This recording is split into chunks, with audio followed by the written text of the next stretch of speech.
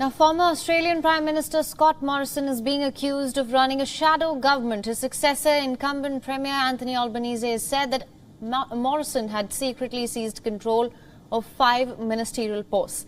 Labelling the move as unprecedented thrashing of a democracy, Albanese vowed to further probe the matter. He said that from March 2020 until Morrison was swept from power in May elections, ending his party's decade-long rule, Morrison had appointed himself to oversee the departments of health, finance, home affairs, treasury and resources.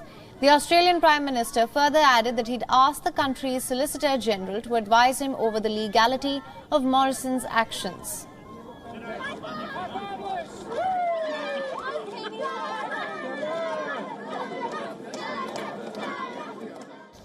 There have been revelations of an extraordinary and unprecedented trashing of our democracy by the former Morrison government. This has been government by deception, government in secret, the appointment of not a shadow ministry by the Leader of the Opposition, but a shadow government by the Prime Minister. But the Westminster system relies upon checks and balances. The former government, Scott Morrison and others who were involved in this, deliberately undermined those checks and balances that are so important and essential for our democracy.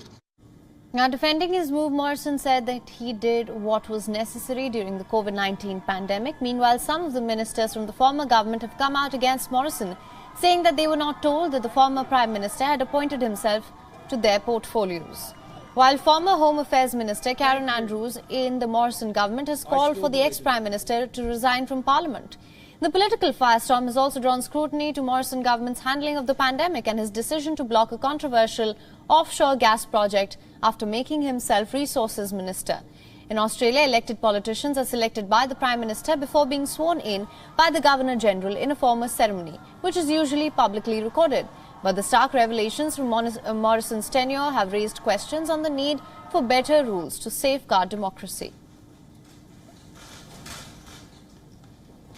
I, Anthony Albanese. WION is now available in your country. Download the app now. Get all the news on the move.